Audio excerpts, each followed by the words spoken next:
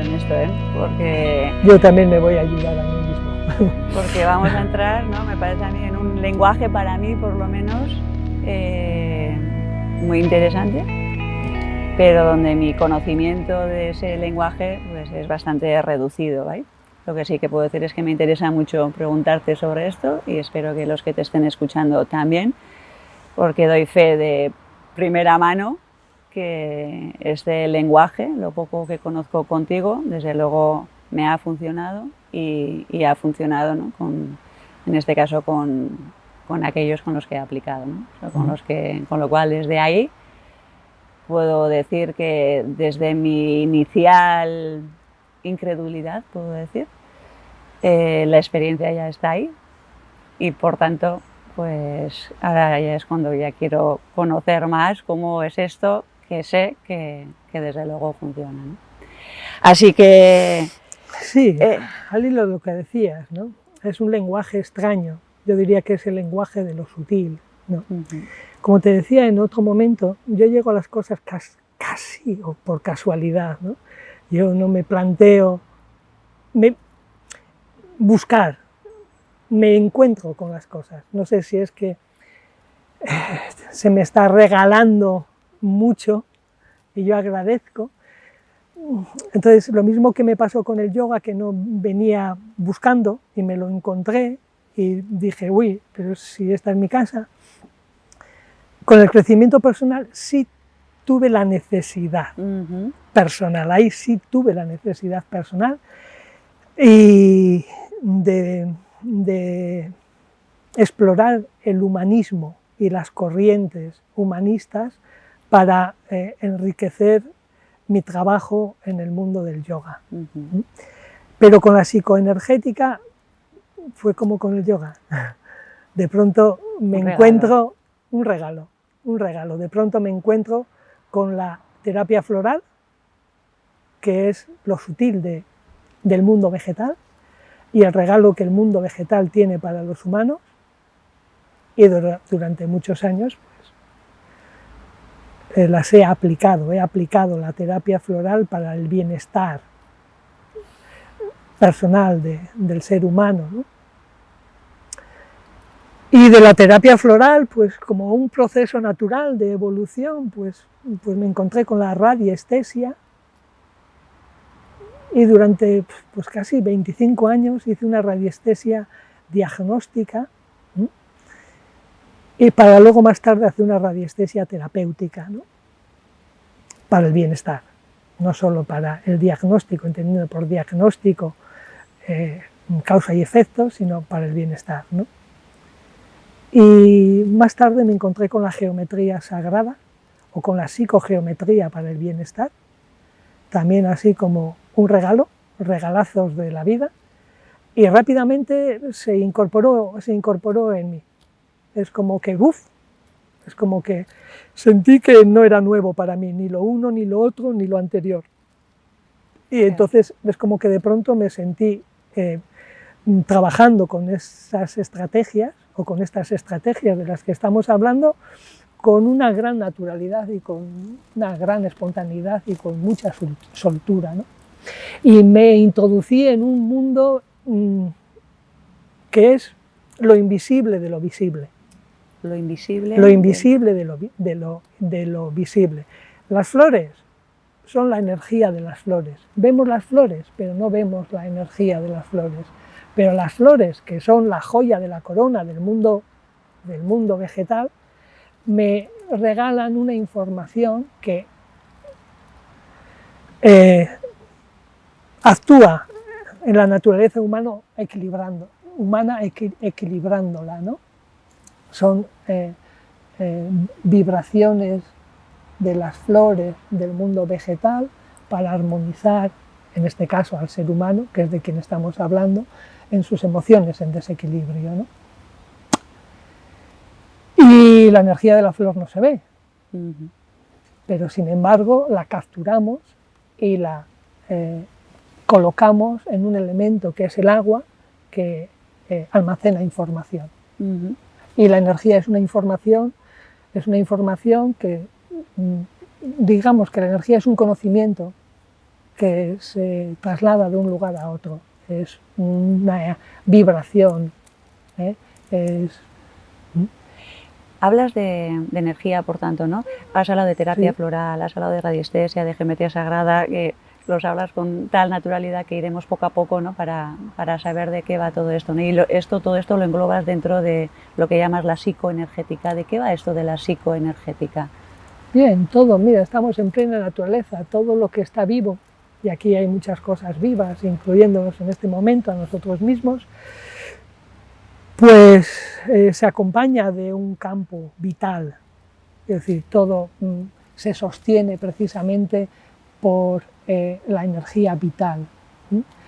El prana del que hablan los yogis, que no es el oxígeno, sino que es el prana.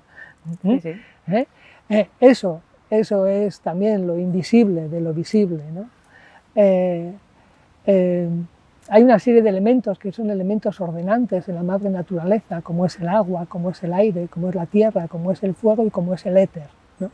El éter es lo invisible de lo visible, es la quinta esencia que aparece cuando están presentes los otros elementos, y el prana es algo de esto, ¿no? Entonces todo lo que existe tiene un campo de energía que lo sustenta, ¿no? Y a su vez todo lo que existe es la manifestación de lo sutil.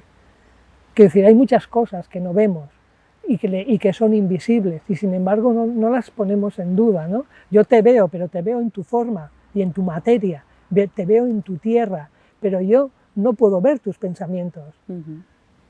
Con los sentidos físicos yo no puedo ver tus sentimientos, pero con los sentidos físicos tú tampoco puedes ver tus sentimientos. Ni puedo ver tus emociones, puedo ver la manifestación de tus emociones, pero no tus emociones. Y tú tampoco puedes verlas, ni oírlas, ni tocarlas. Las puedes, ¿qué? Sentir. Pero todo eso es invisible al ojo humano, ¿no? Entonces yo creo que hay más de invisible que de visible. Es más lo invisible que lo visible. Lo invisible es la manifestación, y la damos por buena siempre. Y lo invisible también está ahí, y hay cosas que damos por buenas, porque tenemos la experiencia de ellas, como la experiencia de mis pensamientos y de mis sentimientos. Y la experiencia de la energía también la tenemos, aunque no nos demos cuenta, de manera que cuando me siento más cansado, me faltan pilas, decimos. Me faltan pilas. Entonces estoy teniendo la experiencia de mi energía. Cuando tengo más energía, me siento de una manera, y cuando tengo menos energía me siento de otra. Me faltan pilas, decimos, ¿no? Es verdad. Claro, es así, pero esa es la experiencia de la energía, Claro. de la energía vital, de lo bio, ¿no? Lo único, no sé si estarás de acuerdo, ¿no, Rudra? Que así como el yoga, ¿no? Hace unos años, ¿no? Era bastante desconocido, y hoy en día, que habla aunque mucho hay de la energía, el yoga. Claro. Y hoy en día, ¿no? A pesar de esa confusión, ¿no? O sea, hoy en día, quien más, quien menos, ¿no? Conoce esto del yoga, ¿no? Me da la sensación que no así con esto de la psicoenergética, terapia floral, ¿no? Y geometría sagrada, radiestesia, todas estas cosas, me da la sensación de que es bastante más minoritario y bastante más desconocido. ¿Cómo haces para que no suene a, si me permites, ¿no? a loco todo esto, ¿no? Porque ¿no? Yo a veces cuando les comento temas de yoga a mis hijos, bueno, pues ahí va, ¿no? Ya cuando alguna vez les he llevado esto de las flores, y dicen, mamá, esto vaya perlada, aunque luego ven que les ha funcionado, ¿no? Porque donde las uñas antes no existían prácticamente, luego resulta que hay uñas, ¿no? Y dices, es algo físico, ¿no? Entonces, ¿cómo haces para decir, esto es loco o es real, es aplicable? No hago nada realmente, salvo ser discreto. No hago nada más que ser discreto. Y las personas que están preparadas para esa información, para ese conocimiento y para ese trabajo, y que de alguna manera tienen esa necesidad o esa inquietud, pues es como que están preparadas para esa labor. Entonces, realmente es una labor muy discreta por mi parte. De hecho, hay mucha gente que me conoce y no sabe ni que también tengo esa dedicación, ¿no? Entonces, radiestesia significa radio y estesis, ¿no? Significa sentir la radiación.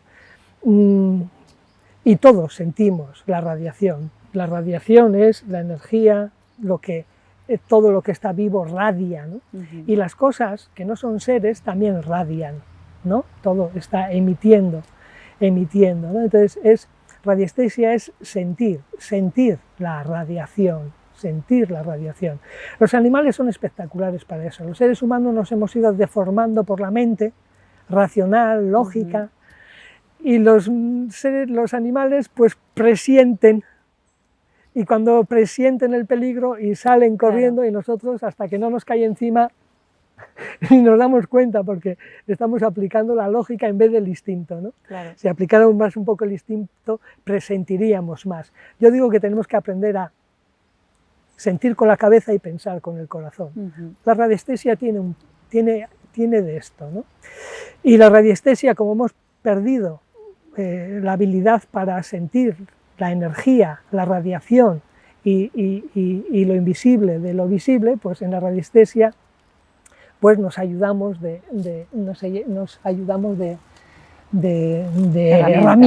herramientas radiestésicas, ¿no? Desde las varillas, claro. Al principio la palabra radiestesista no existía, no existía. Antes de radiestesista estaban los zaurís, que para mí es una palabra curiosa porque tiene un componente romántico, ¿no? Y antes de los zaurís había otra expresión que se aplicaba a esta labor, que ahora estoy tratando de recordar el nombre y no me acuerdo, pero ya me acordaré, y si no para otra ocasión. El zaurí, ¿qué buscaba? Al principio el zaurí buscaba agua, luego buscó minerales, luego buscó metales, luego buscó hasta personas, ¿no? Pero el zaurí solo buscaba agua, ¿no? Porque el agua era lo esencial en aquella época para la supervivencia del ser humano. Pero claro, antes de buscar agua, el zaurí, ¿qué era? ¿Qué era? Un buscador. Era un buscador, ¿no? Un buscador que buscaba afuera para encontrarse a él dentro. Esto importa, ¿no?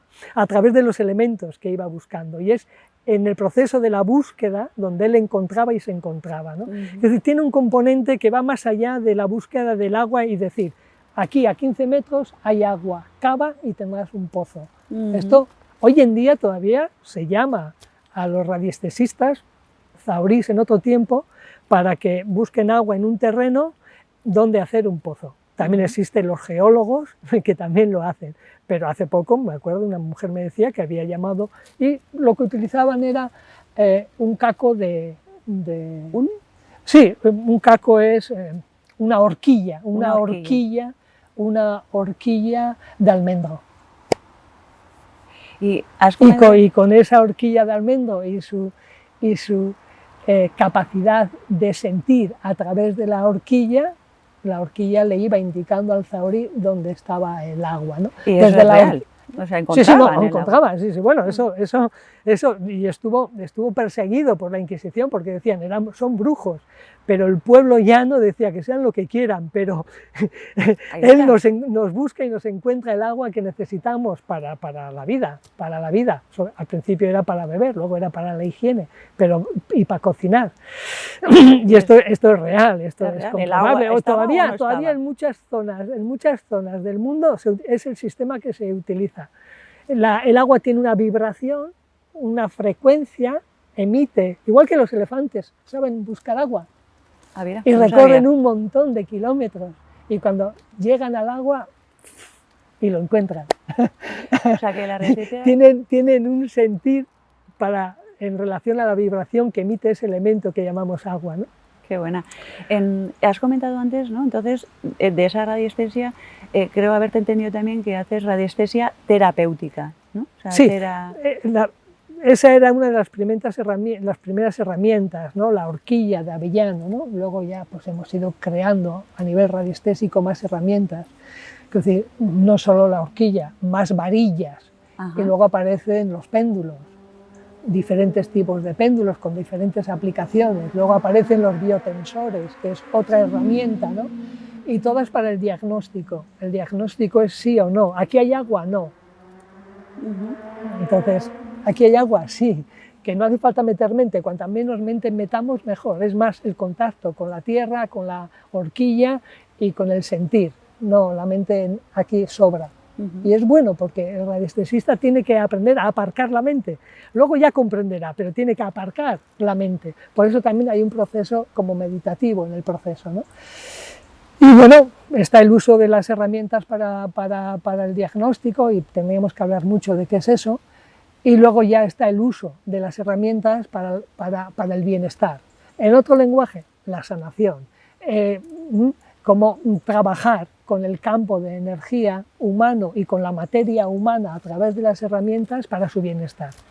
Claro, pero por lo que te entiendo entonces, Rudra, claro, por un lado están las herramientas, pero quien usa la herramienta también tiene que hacerse un trabajo para poder usar la herramienta. Porque, sí, claro, sí, ¿no? sí. Cuando has comentado de aparcar la mente, me parece un... Sí, yo este curso, o esta formación, o este trabajo, solo lo ofrecía después de 3 años de crecimiento personal. Claro. Ahora, como la vida y el mundo va de otra manera, estoy empezando a mover eso.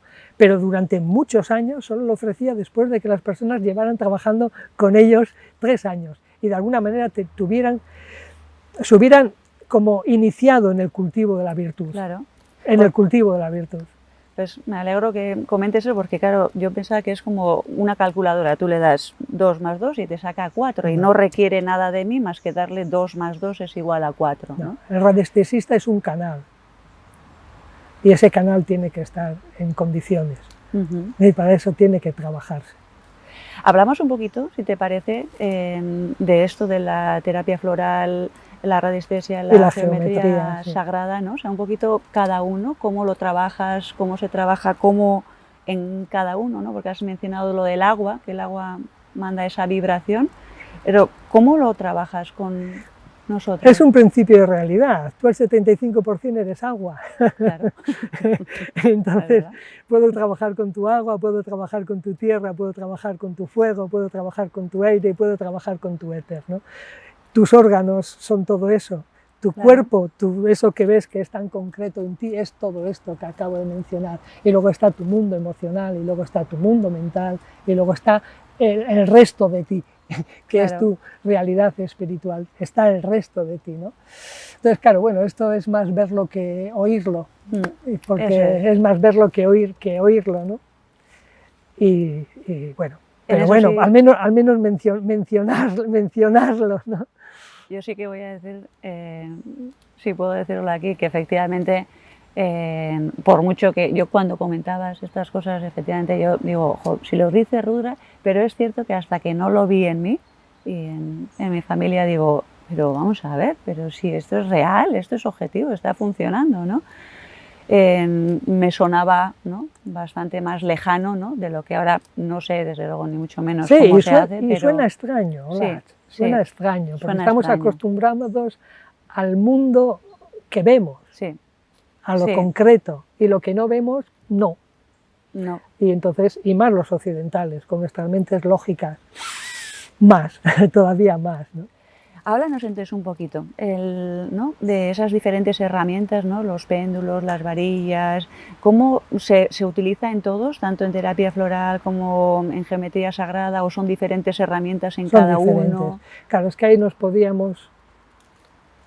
Claro, no podemos hacerlo en 20 minutos. No podemos, porque nos iríamos... Bueno, vamos. Pues lleva tú la entonces, no, yo agradezco tu pregunta, pero entonces nos iríamos muy lejos, ¿no? Quizás también mencionar un poco el tema de la geometría, ¿no? Simplemente porque si no, el tiempo, que es limitado, es un principio de realidad, se nos va a echar encima, ¿no? La geometría sagrada, ¿no? Claro. Esto lo heredamos nosotros de los griegos, y los griegos lo heredaron de los egipcios, y los egipcios de otras civilizaciones anteriores, ¿no? O sea, que ya viene en la que no voy a entrar. De hecho, los sólidos platónicos que utilizamos tanto en geometría, pues fueron obra de Platón. Platón, un filósofo griego, que utilizaba los sólidos platónicos para Arquímedes, los sólidos los de Platón son los regulares, los de Arquímedes son los semirregulares, ¿no? Fíjate, estamos hablando de la Grecia clásica, Sí, sí. y ellos esto lo heredaron de los egipcios. Sí, sí. ¿Y cómo definían los egipcios la geometría? Bueno, es curioso, ¿no? Porque los egipcios, ya sabéis que cruza el río Nilo y que a los lados del río Nilo hay vergeles de naturaleza, porque tiene tanta agua y con el sol, bueno. Pero todos los años el río con las lluvias se desbordaba y arrasaba todo lo que había a las orillas, ¿no? Hasta que hicieron la represa de Asuán y todo eso, que ya el Nilo es controlado, ¿no? Pero en la antigüedad se desbordaba, arrasaba todo lo que había a las orillas y cuando el agua volvía a su cauce, toda la geografía de las orillas del río Nilo, que era muy larga, era muchos kilómetros, se habían alterado, toda la geografía se había alterado, donde había un llano hay una montaña, donde había una montaña hay un socavón, y claro, venía otra vez el reparto de tierras, y la gente no tenía una forma específica de saber mi terreno hasta dónde llegaba, dónde comenzaba el tuyo y todas estas cosas, entonces se llamaba los geómetras. Los geómetras, que eran unos especialistas en esta materia, ¿no? Vaya. Entonces, geometría, geo, tierra, metría, medida de tierra. Medida de tierra. Entonces venían los geómetras y hacían su trabajo y entonces volvían a medir, volvían a poner orden y volvían a organizar aquel caos, ¿no? Pero no lo hacían solo mirando la Tierra, lo hacían también mirando las estrellas, porque el cosmos siempre ha estado ahí, y las estrellas y las constelaciones siempre han estado allá, antes que el hombre. Los egipcios se dieron cuenta, las descubrieron. La geometría no la ha inventado el hombre, la ha descubierto, como descubrimos otras cosas, ¿no? Y entonces es lo que estos geómetras hacían, volvían a poner orden en ese caos y volvían a establecer el reparto de tierras a través de su trabajo de medir la tierra, pero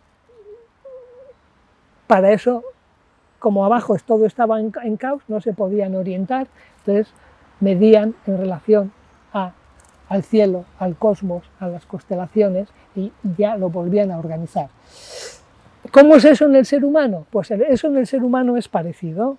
Ese cuerpo tuyo que yo veo delante de mí y este cuerpo mío que veo delante de mí, eso es mi tierra. Y mi tierra pues entra a veces en caos, a veces se desestabiliza porque mi Nilo se desborda, mis emociones se desbordan, mi mente se trastorna, porque he tenido una ruptura sentimental, porque he perdido el trabajo, porque me han cortado una pierna, porque me he caído de la moto, mil cosas que nos pasan a los seres humanos, porque la vida es mucha tela, ¿no? Y mi Nilo interior se desborda, ¿no? Entonces, la geometría aplicada como estrategia tiene esa función.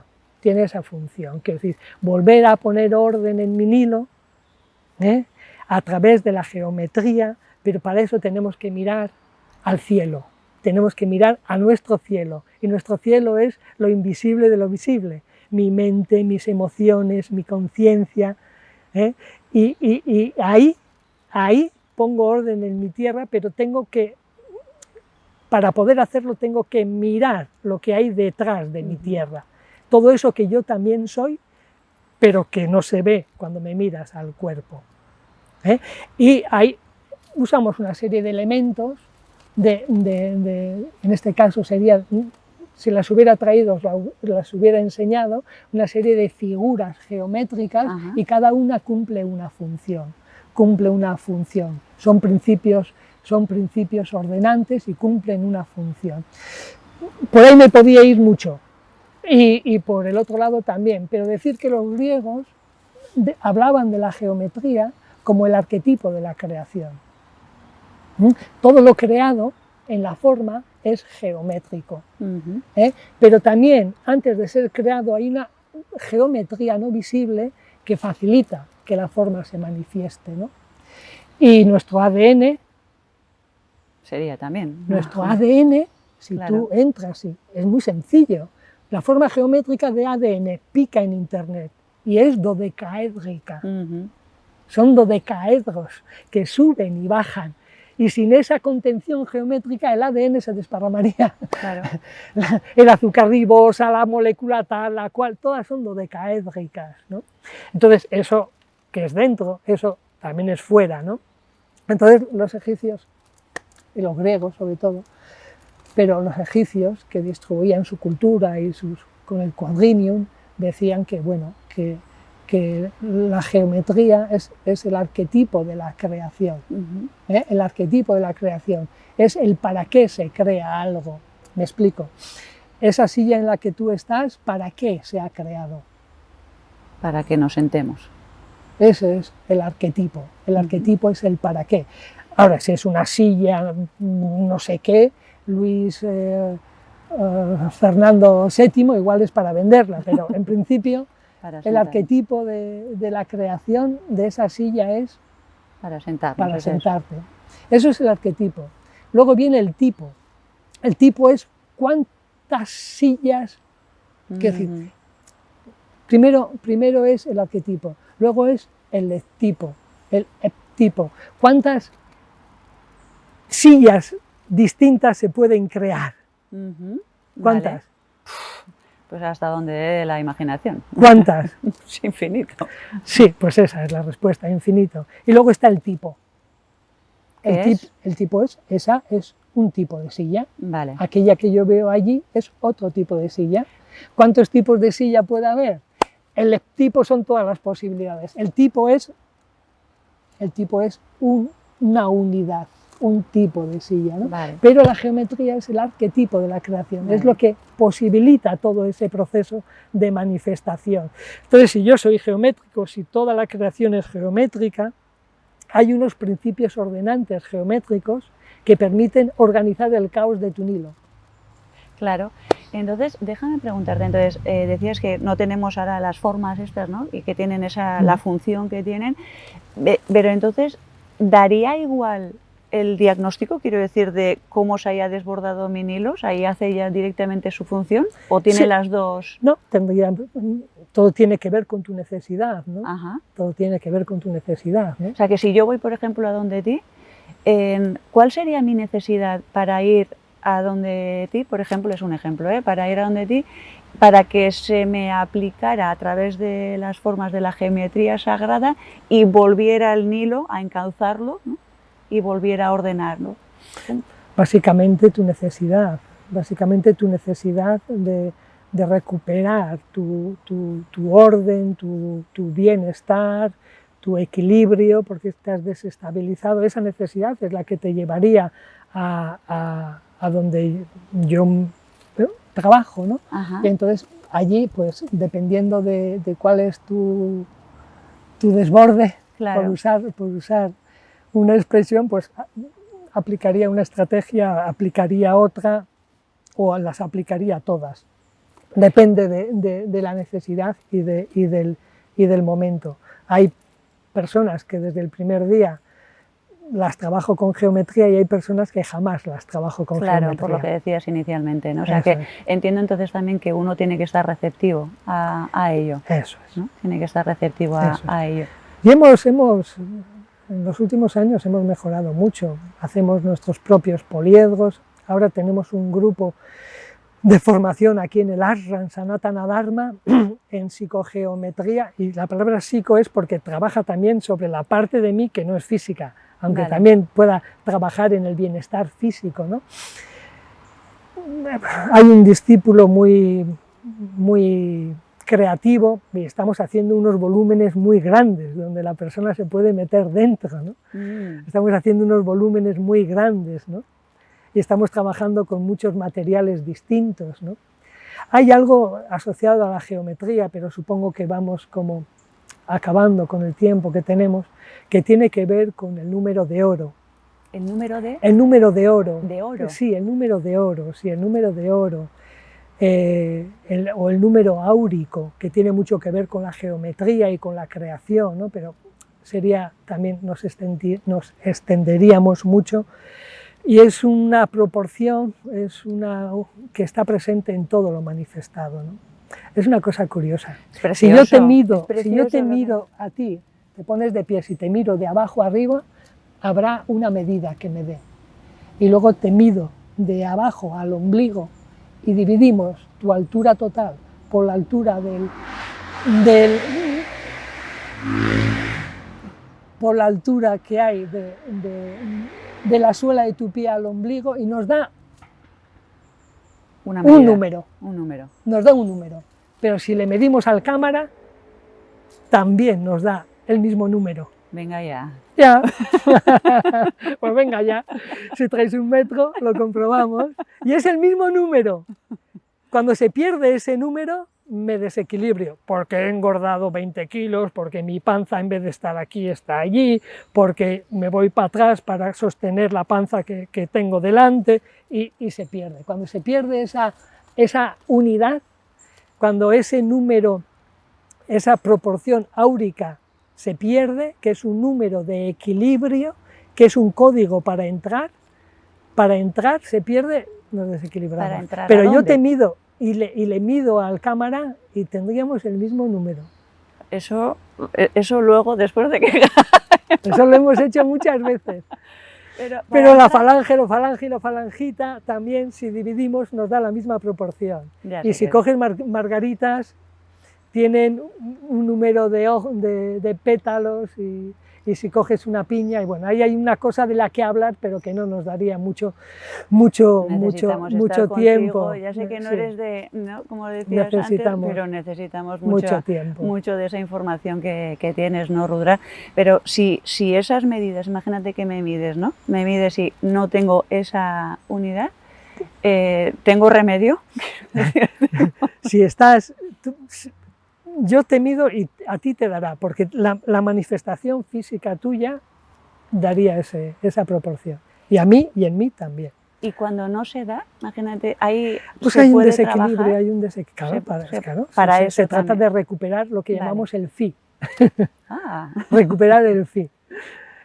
Todo esto iría a través de la geometría sagrada. Ya sé que son 3 pinceladas y que necesitaríamos largas explicaciones para poder como darle forma y que los que nos están oyendo o los que nos puedan oír comprendan, ¿no? Si las tuviéramos aquí, bueno, sería diferente, pero bueno, simplemente para informar. Y ahora me quiero pasar como al principio de la entrevista, que sería la terapia floral. Ahí también estamos avanzando mucho.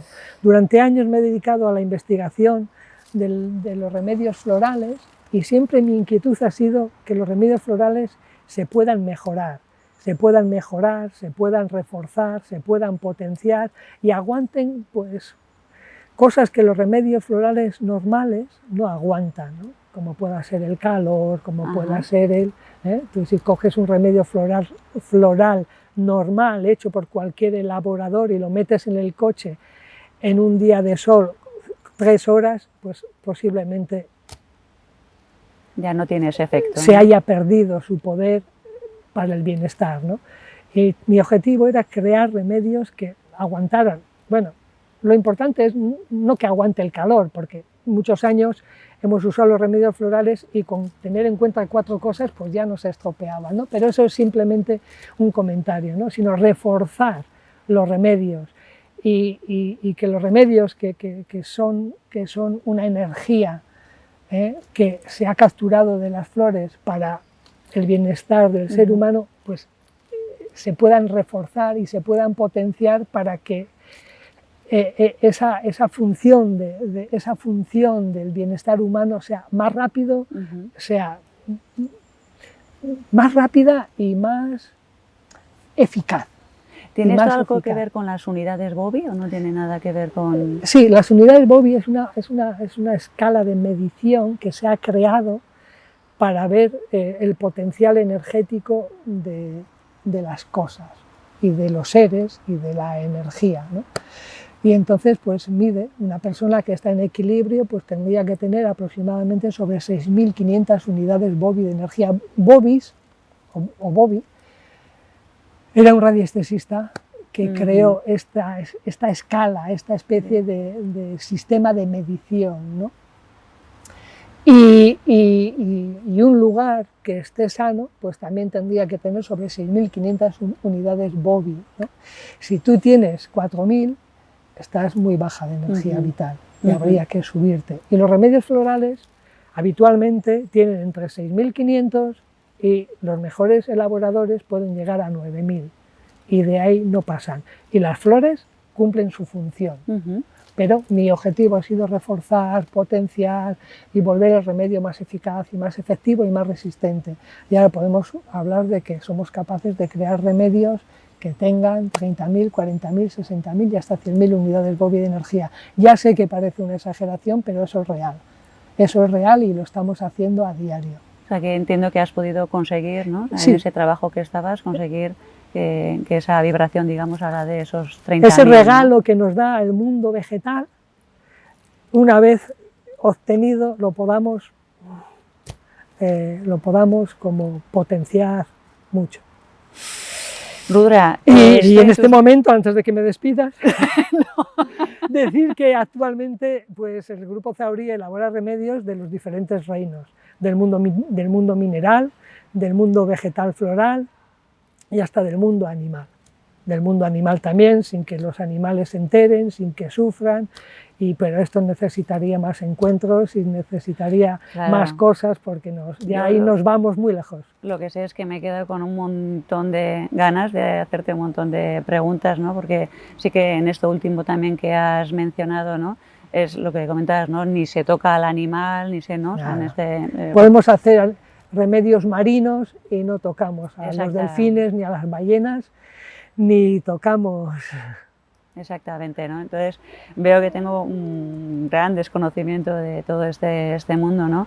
Pero sí que, bueno, me alegra saber, ¿no?, que alguien con la experiencia, ¿no?, que tú llevas en todo esto, ¿no?, que eres como un investigador, ¿verdad? Sí, un investigador. A este nivel sí, es como un trabajo alquímico, sí. Es un trabajo de alquimia, de alquimia. Es una consecuencia de muchos años de trabajo y de formación y se me ha ido regalando, me ha ido regalando de a pocos todas estas cosas y la capacidad de poder hacer esa alquimia